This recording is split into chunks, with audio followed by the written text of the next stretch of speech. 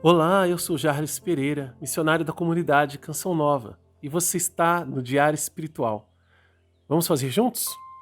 Em nome do Pai, e do Filho e do Espírito Santo. Amém. Vinde, Espírito Santo, enchei os corações dos vossos fiéis e acendei neles o fogo do vosso amor. Enviai o vosso Espírito e tudo será criado e renovareis a face da terra. Oremos. Ó Deus, que instruíste os corações dos vossos fiéis com a luz do Espírito Santo, fazei que apreciemos retamente todas as coisas segundo o mesmo Espírito e gozemos sempre da sua consolação. Por Cristo Senhor nosso. Amém. Segunda carta a Timóteo, capítulo 2, versículos de 1 a 13. Tu, pois, meu filho, fortifica-te na graça que está em Cristo Jesus. O que de mim ouviste na presença de muitas testemunhas, confia-o a homens fiéis, que sejam idôneos para ensiná-lo a outros. Assume a tua parte de sofrimento como bom soldado de Cristo Jesus. Ninguém, engajando-se no exército, se deixa envolver pelas questões da vida civil, se quer dar satisfação àquele que o arregimentou.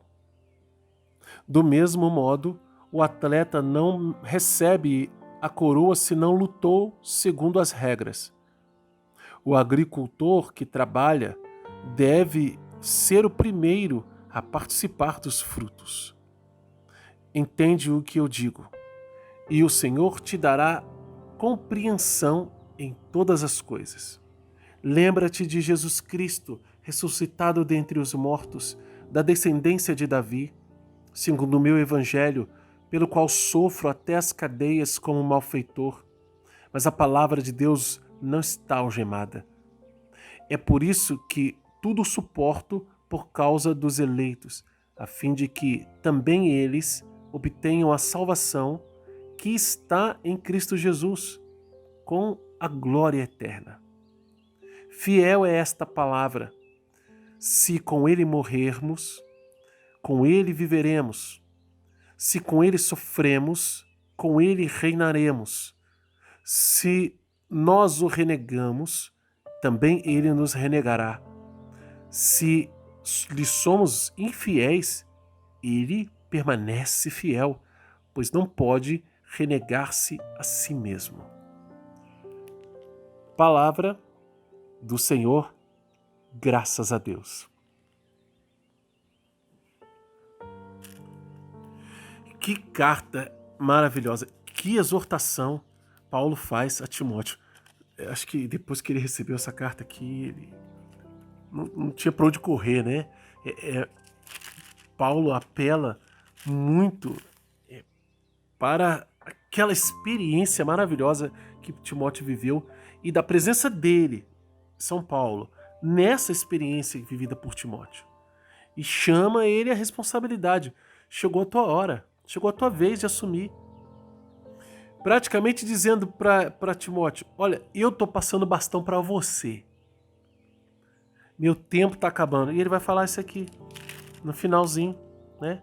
Ele vai dizer isso no final, que o tempo dele está terminando, que o tempo dele está acabando, que ele precisa que alguém assuma esse ministério com força.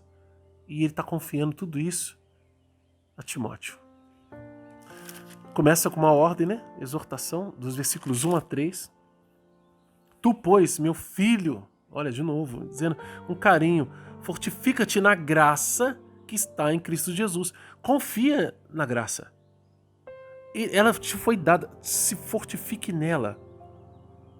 Né? E aquilo que você ouviu de mim, transmite a outros. Homens fiéis, que sejam idôneos para ensiná-lo a outros. Veja, aqui a transmissão da tradição da igreja. Você ouviu de mim. Eu estou apelando para a sua fidelidade. E você só pode passar para quem for fiel. Gente, é muito sério isso, meu Deus do céu. É muito sério. E por que é sério? É sério porque quando um seminarista entra no seminário, desde quando ele entra no seminário, desde o início, ele precisa ser experimentado. E experimentado não só para se tornar um padre, ele vai receber a fé que ele vai transmitir para os outros de maneira solene e ordenada. Ou seja, ele é ministro oficial da transmissão do evangelho e da tradição da igreja. Não ensina nada fora disso. Muito mais ainda o bispo, né? Que tem essa incumbência. Por que eu estou dizendo isso? Porque não é qualquer um que vai poder ser padre. Se a pessoa não tiver essa disposição para fidelidade, para ser alguém idôneo, ensinar outros, não é uma profissão em que você, né? Se bem que todas as profissões têm sua peneira. Mas, em tese, tudo que você estudar e tiver diploma, você pode ser. Você pode ostentar, no mínimo, aquele título. Sou professor, sou advogado, sou chefe de cozinha, sou, não sei, qualquer profissão. Mas homens de Deus, sacerdotes, padre, missionário, você vai estudar? Vai, porque precisa estudar as coisas de Deus, precisa estudar, no caso de um padre, né, filosofia, teologia, né? Mas o que vai dizer se você é mesmo digno são as qualidades morais e as virtudes que você traz em si. Digno de sustentar a sua autenticidade em manter-se fiel àquilo que você aprendeu. E ensinar tão somente isso. Quando um padre é ordenado, o bispo pergunta isso para ele. Você vai ser fiel àquilo que você vai, né, pregar? Vai ser fiel a mim? Vai me obedecer? Porque o bispo é o chefe da igreja local ali, ó, igreja particular, como a gente diz. E o padre jura isso. E quando um bispo é ordenado, ele jura obedecer fielmente também a igreja e não ensinar nada contra, nada fora disso. Paulo está falando dessa realidade aqui para Timóteo. Primeiro, Paulo faz Timóteo essa indagação de fidelidade na primeira carta e agora também na segunda carta. E ele diz, agora você tem que transmitir para outros essa mesma pegada. Desculpa aí a gíria, né? Mas é nisso aqui, é desse jeito. Tem que ser firme. Porque senão essas pessoas vão inventar coisas que não dizem da verdade. E aí, para exemplificar, ele conta uma parábola, né, pequena, tipo um provérbio, para dizer que ninguém engajando-se no exército se deixa envolver pelas questões da vida civil. Você é um militar. Se você quer dar satisfação àquele que te arregimentou, né? Você foi destacado por um regimento, você foi alistado. Você tem que se manter na vida militar. Você vai andar fardado, você vai chegar no horário, você vai dormir no quartel, você vai cumprir as ordens de lá. Não vai ficar andando como se você não fosse militar. Do mesmo modo, o atleta, se ele não lutar conforme as regras, ele não pode ganhar, receber a coroa da vitória. O agricultor que trabalha, ele é o primeiro a ter direito aos frutos. Então, Paulo está fazendo entender que Deus é justo. E nessa vocação a que foi chamado, o sofrimento, a participação no sofrimento de Cristo, ela é parte das regras. Como a vida do exército, você andar fardado, você, né? Participar dos sofrimentos de Cristo, transmitir a fé a homens com cuidado, guardar a fé, faz parte da regra do jogo. Você precisa estar nessa realidade. Paulo está dizendo, Deus vai fazer você entender essas coisas. E apela para a lembrança do Senhor. Lembra-te de Jesus Cristo, ressuscitado dos mortos, da descendência de Davi, segundo o meu evangelho. Lembra da pregação, lembra do que eu te falei, lembra do nosso Senhor. E aí Paulo continua, pelo qual sofro. Isso tudo aqui é princípio eterno, né? Porque, apesar de Paulo colocar aqui, pelo qual sofro até as cadeias, como malfeitor, que é uma parte dele, mas ele continua no princípio eterno depois dizendo, mas a palavra de Deus não está algemada. Ele está na cadeia, ele está preso, mas a palavra de Deus não dá para prender. Ela corre veloz. E assim ele continua dizendo no versículo 10, é por isso que tudo suporto, por causa dos eleitos, a fim de que também eles tenham a salvação que está em Cristo Jesus com a glória eterna, também princípio eterno, porque isso é uma verdade que não passa.